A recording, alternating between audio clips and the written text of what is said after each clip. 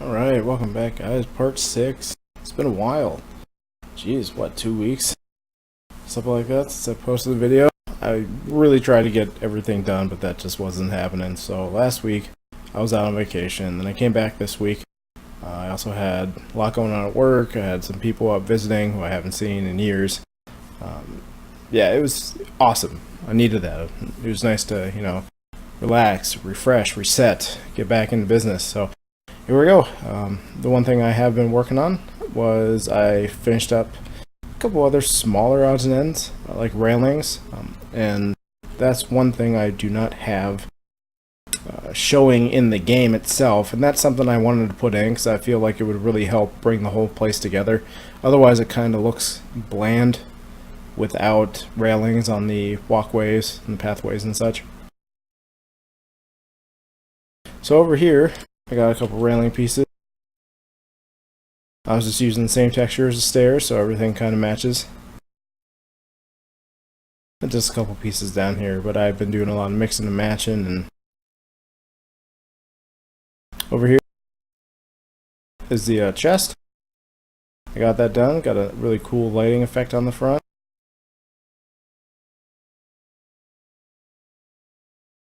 It kind of has like a key entry or something in the middle. That turned out really cool. Alright, so I got railings all up in place.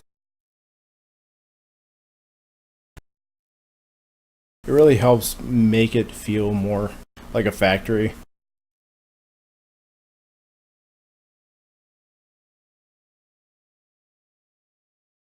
The one thing I did notice though is that if you're looking at from the game perspective,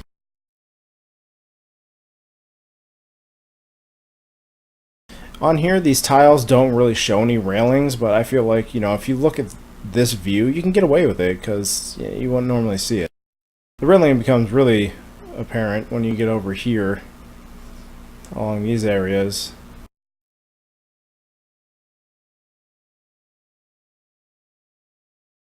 And then I know the chest is supposed to be facing towards the camera, but having it open from the side didn't really make a whole lot of sense to me, so I rotated it. I know it doesn't match exactly, but it's just what it has to be in order to make sense. The rest of these chests, they're in perfectly accessible areas, so it's perfectly fine to leave those the direction they were facing. And I also did some adjustments to the lighting. I had 2 spotlights that I was using from the very beginning. Just kind of had a ballpark what I wanted. I deleted those, I left the ambient in there, and then I adjusted the ambient, and then I made sure that all the lights in the room really pop, so I enhanced their intensity. And let's take a look at what we got for those.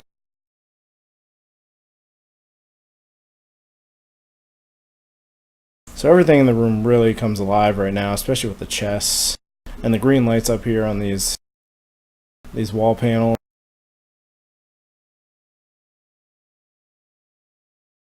I left one little spot here for like maintenance or something. I felt like it made sense. That way it wasn't just a straight railing the whole way down.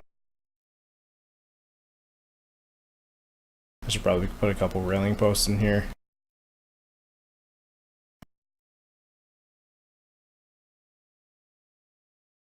You wouldn't normally see in the game. I have a ladder coming down here, and I actually wanted to put that big vault locking door over here. I think I have enough room. I think it's the same size as this wall panel.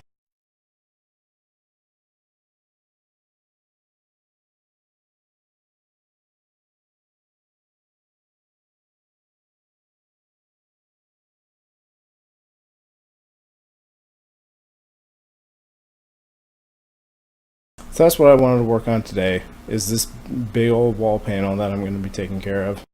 And I think that's the last major wall part I'm going to have to make. So if I come back to our map here,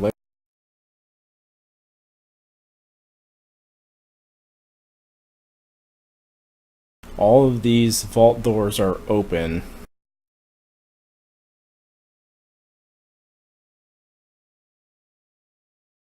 And I'm trying to figure out how this door would open up.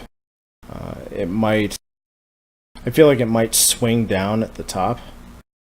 That's kind of a weird door. Almost like a suicide door or something on a car. Anything but normal. And yeah, when it would swing down and lock, and then those two bars would go in front of it and keep it from opening. So what I can do here is make this door and actually make it with this door down and closed and locked. Or I can leave it unlocked, that works too. But that would stop me from having to put this dark room in here with just the red light down the bottom, but I guess that's part of the appeal, so I probably should keep it. And over here, it just uses part of it. This bottom piece actually got shifted up to the middle, and then it just has nothing in here. Chrono peeks his head out. I still have to make the crane, but I was actually going to do special animations for this. So I was probably going to save that for last, because to me that's kind of like one of the environment details you want to do after everything's done. So that way you can kind of make it move and enhance its animation, because the environment's done and it really helps you figure out how things are going to look with the lighting and stuff. So I'll save that for last. Or first, depending on if I really want to make it, but for now, I think it's the last thing on my list. As for room pieces, this wall up here, this little hole for the operator's booth. So that also shares this, and then this is what I'm going to put on that wall that you don't see I was talking about a minute or two ago here. But it's hard to think that this whole section is pretty much done except for rooms 1 through 4 and then the exit. But those are just using the same cement tiles as everything else. But the one thing I do have to make is how this stuff is going to go into, like I can have it see through the entire way down, or I can put geometry there that makes it almost fade to black, so that way I don't actually have to model the interior of the room too, which I'm thinking is what I'm going to have to do. But even if I have fade to black, this is going to be kind of boring, so I was thinking maybe I can have some of those robots, you know, when you start fighting them, I think their eyes glow before the fight. So if I have the conveyor belt go into these rooms and fade to black, I can have those lights light up periodically, like cat's eyes, like in the night, or cartoons, all that other stuff. It would help bring the mood out, plus it just looks super creepy and cool. That slow moving conveyor, you know, if you're on that thing, you don't want to be on it. But yeah, these rooms, and then this big old panel here, I think I talked about that a couple parts ago, but that's going to be really cool. To me, it's like some old radar equipment or something. It's going to be flickering, or I got some adjustments to do to pull that one off, but it's a really cool and complicated design. You can see all kinds of little wires and terminals and the conduit, and these might be air vents or something. I don't even know. But we get to have fun with that, so that's going to be really cool once we start working on that. But for now, we'll just finish up with the door.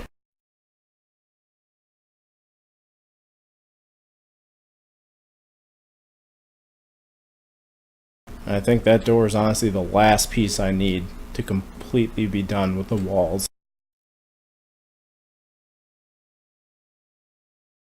So we need the door, we need these terminals. And then we need the trim, this piping trim that goes around the top of all this machinery in the room. Once we have that in there, this is going to look really snazzy. Well, I got a couple other odds and ends for the wall. So I got the door, I got this air vent here. And I think this is all part of the wall, that door. This crazy, like, Geiger alien head coming out. Even though it's just a mechanical something or other that goes into a telephone jack to the wall. couple pipes that come down too, and then whatever panels these are. But it looks like these match the same thing as these, the air vent, so I can actually just make one model and just move the UVs over. They're the exact same size. So today I was just kind of plotting out what I wanted to tackle. And if we get that door done pretty quick, we can take care of these other odds and ends and start placing them. I think that would be great, because that's a huge milestone to get all the wall decorations and decals and all the other stuff that I tossed up there done. Then I can focus on getting these center rooms done and what I want to do with those. And the only reason I have those green arrows that I put in my scene is just because I tossed them onto that light map that I did earlier just because I really wanted to see how they would look. And I was trying to figure out the height of some of these, just because this whole section gets a little funky when you look at the geometry.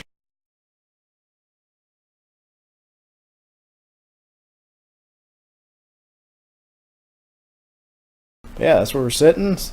Definitely coming together, so let's get right into it.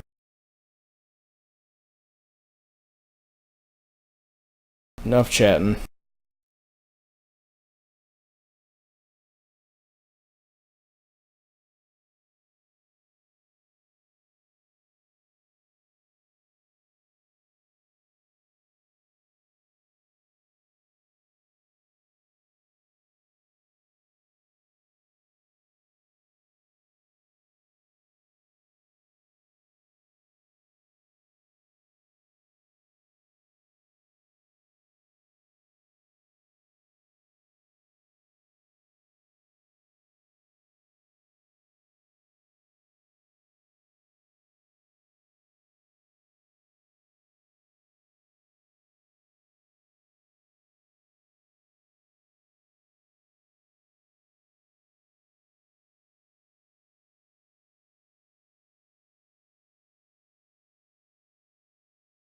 Alright, so we got all this stuff taken care of, and here's our final door.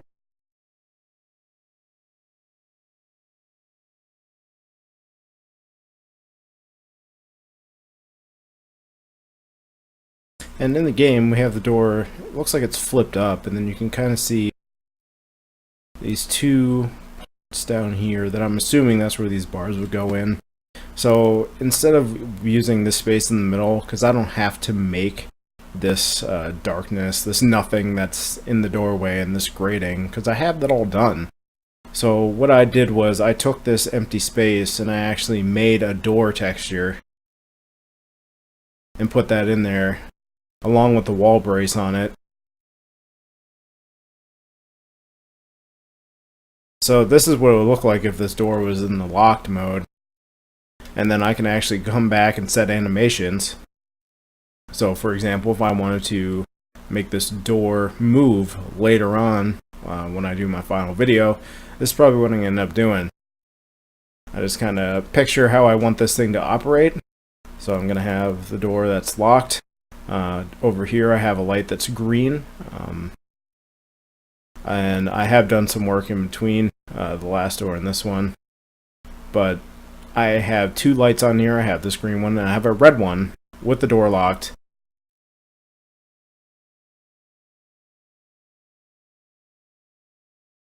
Over here on this side. So over here, this one's going to be closed off.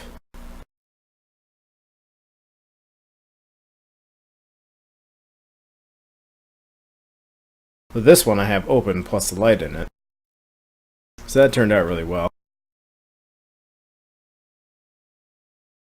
It's almost exactly what I needed it to be. And to fake kind of the emptiness that is behind here, I just have a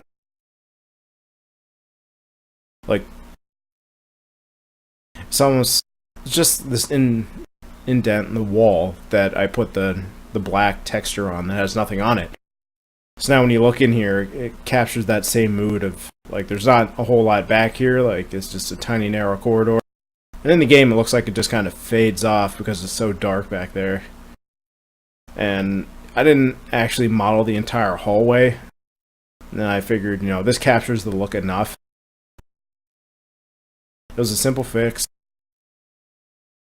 And it looks really cool.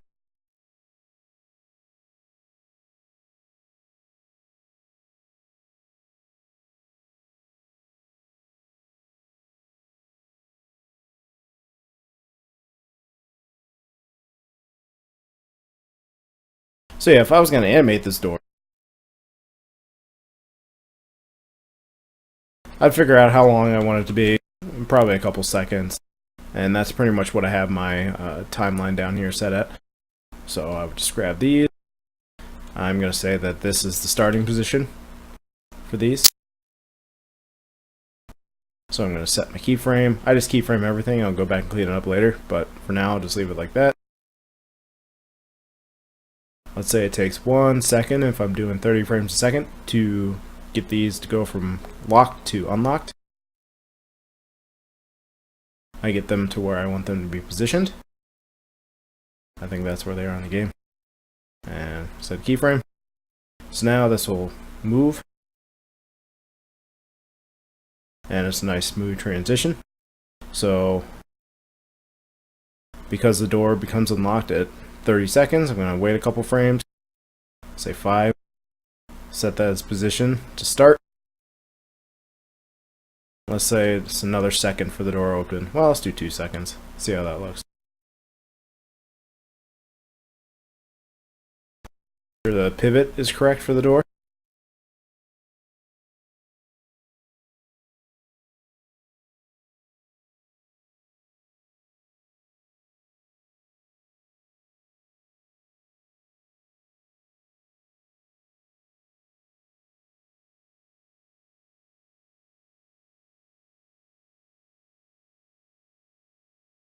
So now if I play everything, we got 1 second for the door to come unlocked, and then 2 seconds for the door to open up into the room. So looking into my LT 2017, it doesn't look like I have any options for doing particle effects. It looks like that would all have to be handled in an engine if I were to export this, toss it into Unity, or what is my equivalent? Stingray, I think it is. Their answer to Unity. Autodesks. But yeah, that's how it would look. And then I would put, you know, steam effects, sound effects also, like when the door opens up, and that would really help sell it to make it look like this is like a door that really has a lot of mechanical parts and a lot of things going on to get the door open. Because on here it looks cool and all, and that's fine, but if you really want to sell it, that's where all the extra special effects come in. I can't really do that in here, so that's kind of a bummer, but this is cool, so we'll just deal with this one for now. So let's take a look at some other odds and ends we got finished up.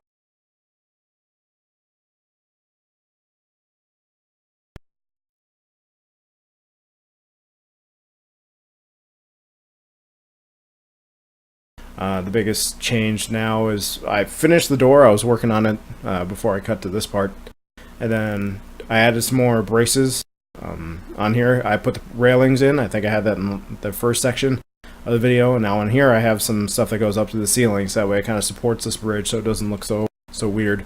And it looks really nice once we have our lighting turned on. So all those green lights, everything's really popping. It stands out. It's looking like a real nice factory weathered area for the future. You know, derelict factory. It's definitely the mood I was going for. So we are definitely on the right track. Get my fog back in here. Another part that I finished over here was the little operator's booth. So they do have the door and it's open at the very top, but it wouldn't even swing down the whole way, and there's no locking mechanism, so I don't even know really what to do with that. So I wanted to keep it looking the same, and just kind of left it the same. But, you know, it is what it is, so it matches.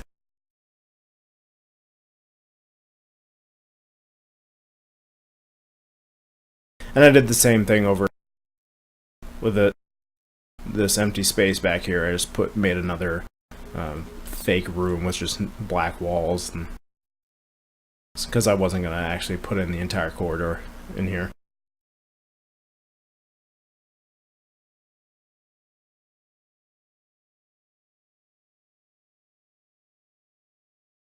So with all the additions, like the railings, for example, and the ceiling braces for the walkway, we really did not vary that much from the original. The railings are the one thing that you will notice that is not in here, but the braces, even if there was some on here, you probably really couldn't tell. So we really didn't take a whole lot away. We really are sticking with the source material.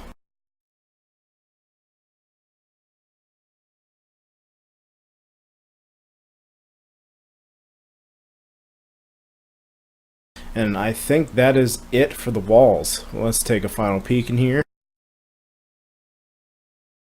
So we got this X door. I got the vents I have to do.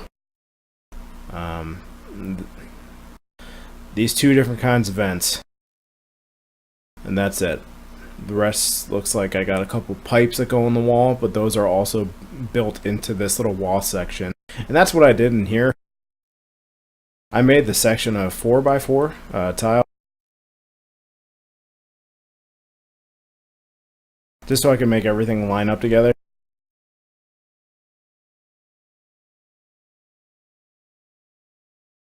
So we have a bunch of different tiles. You know, it's crazy to look back and see how much little odds and ends you've done.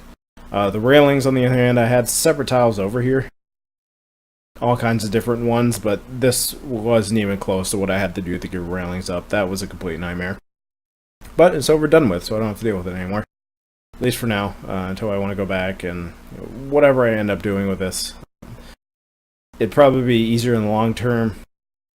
I think if I wanted to get this to be able to run, for example, if I was going to make like a walkthrough environment, which is kind of what I was shooting for originally, because I see a lot of people with portfolios online of their environment work, and there's a lot of camera work, a lot of slow movements, but I feel like it'd be one thing to set yourself aside from everyone else if you just did like a Unity in-game browser type deal, where you can just plop your person in there and just walk around. You wouldn't have any character models or anything, but you would just be a camera that you can float around the scene and explore the thing yourself. And I really am going to try and make sure I can get that done with this project. But in order to really reduce draw calls and some other stuff that I noticed in Unity after working with it on several projects before, is that you can really cut down on draw calls if you have all the geometry. For example, this whole area is very static. I don't have a whole lot going on. The texture work is what actually moves. The conveyor belts, those are just polygons. It's not, I don't have actual moving parts for those. The only thing that moves are some of the minor things I would actually put an animation on. So when I get the claw done, I would put an animation on that. And then the door too, if I choose to have like an interactive door or something along those lines. But the more stuff I group together, ideally I would put everything in here minus the transparent stuff, because that has to be on its own texture. So transparent everything on one texture, and then everything else that's solid on another. So that includes the doors, the walls, the room objects, and like the incandescent stuff that I had separately. And then, so in the end, you would have 3 different maps, really. And then, because of that, you would reduce draw calls in Unity by a significant amount, which means that, you could even look at this stuff on your phone. You could pull this up on your phone and actually walk around in it, which is crazy to me. I can't even imagine that's something you can do now, but it's super cool. Our phone's technology has come a long way, so I want to be able to do something like that. So we'll see what happens once we get all this done. If it's something that's easily doable, I'll definitely work on something like that. That's kind of what I'm shooting for, but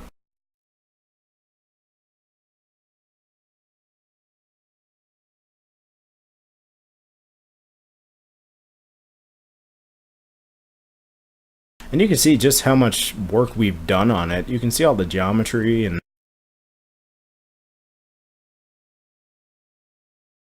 this entire world right now is sitting at 40, I'm just going to say 41,000 polygons for the entire environment. So that is not bad, especially with the amount of detail that we got in here, and our textures for the most part are pretty darn small in comparison to what they could be now.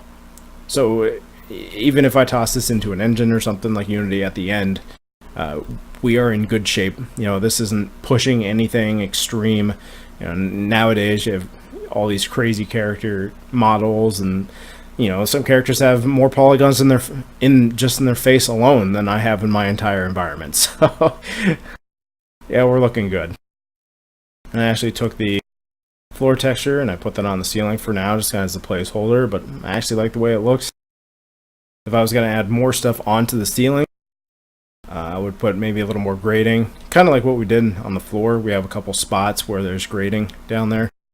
Do that up here a little bit more, and then maybe have like cross beams or supports or something going over through the top, and that would help bring it together. It's starting to get kind of crowded in here, which is nice because that means there's a lot to look at. It's going to have a really nice feel to it, but I can only do so much before I really start deviating from what the game looked like. So that right there, that's a great shot. It encompasses everything that I need. It's got the nice slow scroll. And looking at the conveyor belt in the game, it's much faster than what I got in here, but I think for the mood and atmosphere, I might speed up a little bit, but I don't think I'm going to have it matching in the game, just because sometimes these kind of textures don't scroll very well, and depends on how you're looking at them, you know, depending on frame rate too. If it's going too fast, it's going to look like it's not moving.